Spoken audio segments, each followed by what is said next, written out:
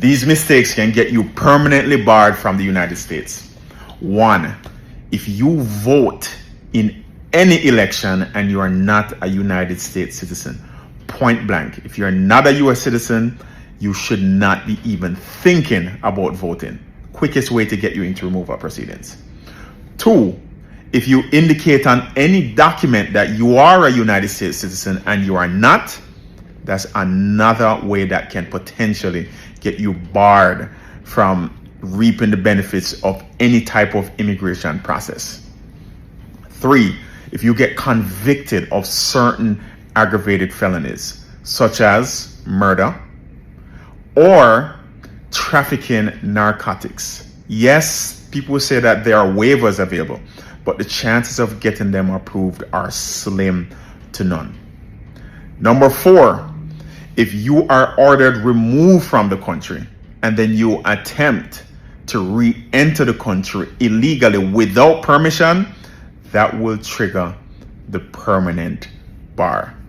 And last but not least, yes, I know you were waiting for it, if you have been determined to commit marriage fraud. Yes, I know it can be overcome. We have overcome that in certain limited situations, but that will definitely trigger USCIS to put the burden on you to prove that you did not enter into a marriage for the purpose of circumventing immigration laws. Do not make these mistakes. 3 ways to get deported fast. Disclaimer, not recommended. Number 1, criminal record. Get felonies, misdemeanors. More criminal record, the better. Get deported fast. Number 2, say you're a US citizen when you're not. Immediate, fast way to get yourself deported. Number 3, vote in elections when you're not supposed to be voting. That's limited usually just to US citizens. This error by USCIS could prevent you from becoming a US citizen or could even put you in deportation proceedings. I'm talking about when USCIS mistakenly gives you a 10-year green card instead of a 2-year green card. Your marriage-based green card is approved and you have to remove the conditions on the green card within 90 days of the expiration of that green card. Now, many times USCIS makes a mistake and they give a 10-year green card instead of a 2-year green card. And so people think, oh wow, that's great. I have a 10-year green card. Well, the problem is it's a mistake and the burden falls on you to correct that mistake by filing a form I-90 letting USCIS know that you were given a 10-year green card in error. Because if you don't do that, you don't get to remove the conditions on the green card, which you're supposed to. And when you apply for naturalization and the mistake comes alive, they will not be able to naturalize. And technically, they can even put you in deportation proceedings. Imagine living in the United States for years, building your life working, making friends, and then one small mistake suddenly puts you at the risk of deportation. The scary part is that most immigrants don't even realize that they are breaking the rules. Today, I will show you the deportation traps that thousands of people fall into every year, and the last trap is the one that surprises almost everyone. So before we go further, I want you to watch these clips, then I will come back with more points. 2 things you should never ever say at the airport that could get you deported immediately. Number 1, on your tourist visa, don't you ever tell the custom officers, I'm going to work. This includes helping the family member or working as a nanny or just helping the family member who's sick. Saying this at the airport can get you deported immediately. Number 2, telling immigration officers, I'm going to visit a boyfriend, girlfriend, or a fiance who is a US citizen. Saying this at the airport could get you deported immediately. Huge immigration news. USCIS just dropped a new memo, and if you're here without legal status, listen up. According to this new memo, if you apply for a green card and you're without legal status and it gets denied, they are going to slap you with an NTA. An NTA is a notice to appear in immigration court, removal proceedings, or deportation. Oh, but he's just causing fear and panic. That's not true. This is an actual memo. This is real. Stay informed because this could affect you. Huge immigration news. USCIS just dropped a new memo, and if you're here without legal status, listen up. According to this new memo, if you apply for a green card and you're without legal status and it gets denied, they are going to slap you with an NTA. An NTA is a notice to appear in immigration court, removal proceedings, or deportation. Here are the top 10 reasons why you could be deported from the United States. Number 10, violating your visa, like working on a tourist visa or student visa without permission. Number 9, filing for asylum and losing. That's losing before USCIS, an immigration judge, and all your appeals. 8, false claim to U.S. citizenship. Even checking the wrong box on an I-9 form, saying you're a citizen when you're not. 7, terrorism or security grounds. No second chances there. 6, any drug offense, unless it's 30 grams of marijuana or less, one time. Every other drug offense makes you deportable automatically. 5, lying to immigration. They call it misrepresentation. 4, marriage fraud. Getting married just to get a green card, not for love. Paying someone to marry you. 3, most criminal convictions, including theft, fraud, assault.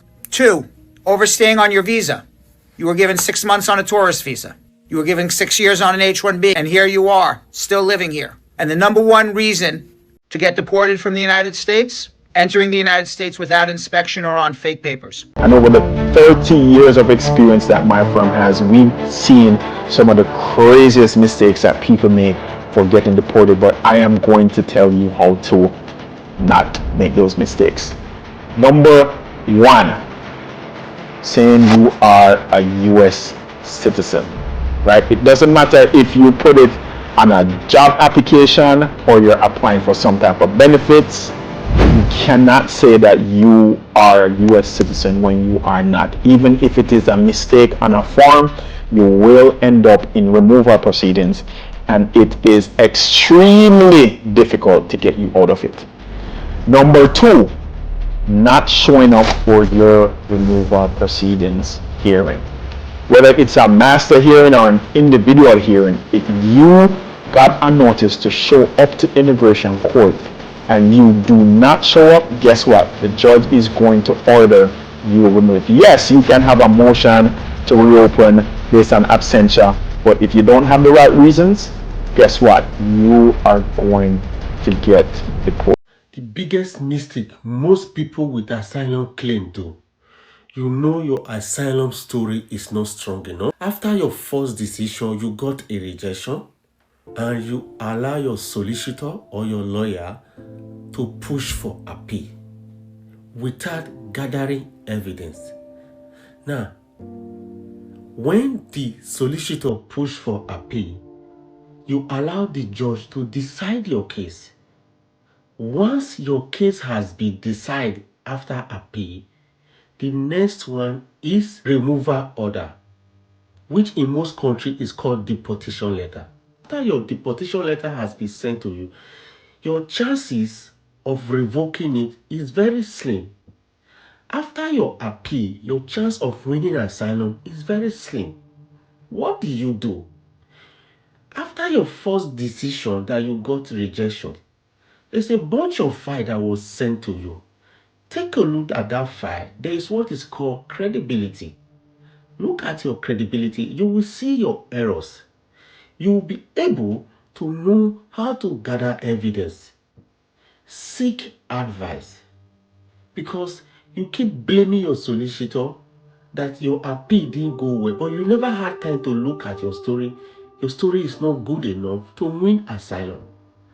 After your first decision that was you had rejection, your appeal, you need to gather evidence. And evidence will support your claim.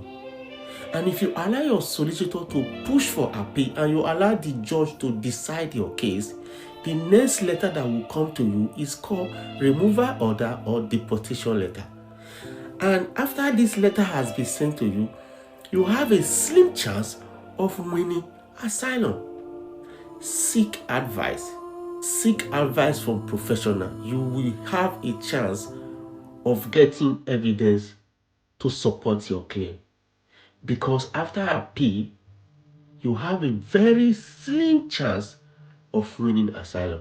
Because once the removal order or deportation letter has been sent, Article 8 from the UN Convention may not be able to protect you. Because that is what most asylum seekers are using, but it doesn't cover every asylum seekers. Because if your claim did not pass the first decision, appeal has rejected, you have nothing much left. The minister rarely make decision for everyone. People who got minister's decision are very few. So, in order not to lose your first decision, your appeal, gather evidence to support your claim. Seek advice. Don't blame your solicitor. Stop waiting for your solicitor to provide you evidence. Your solicitor's responsibility is to lodge in the appeal. Your responsibility is to provide evidence for your solicitor to support your claim. This is why many of you are blaming your solicitor. He's not responding to me. He's not assisting me. He's not the one who knows the story. He's a representative. You have to support him with your evidence.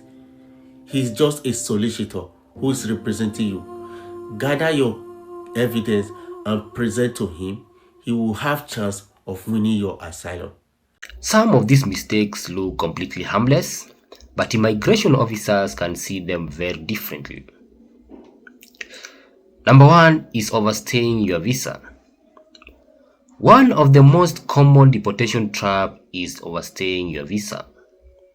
Many people think if they stay a little longer than allowed, nothing will happen. But immigration records track everything. Even staying 1 day longer than your visa allows can cause serious problems. That is when applying for another visa or green card. The next trap is even more common, especially for students. That is working without authorization. A lot of people don't realize that not every visa allows you to work. For example, tourist visas usually do not allow employment, but students often have strict work limits. Working illegally, even a small side job, can create immigration problems later. But the next mistake is the one that shocks most people. That is small criminal charges. Many immigrants believe only serious crimes lead to deportation. But even small charges can trigger immigration consequences. For example, theft, fraud, and certain drug charges. In immigration law, these can sometimes lead to removal proceedings. Trap number 4 is something people accidentally do all the time. That is lying on immigration forms. Immigration forms ask a lot of detailed questions. Some people think small lies won't matter. But immigration officers carefully review records. Even small inconsistency can lead to accusations of immigration fraud. But the final trap might be the most surprising of all. That is violating visa conditions. Even if your visa is valid, breaking the conditions of your visa can create problems. For example, students dropping out of school, working for the wrong employer, and not maintaining your immigration status. These violations can lead to serious immigration consequences. Now, this is a quick question for you. Did you already know about these deportation traps?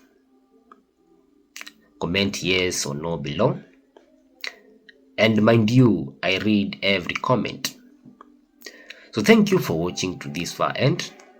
And if you enjoyed this breakdown, consider subscribing to this channel, like the video, and also turn on the notification bell so that each and every time I upload a new video, you will get notified.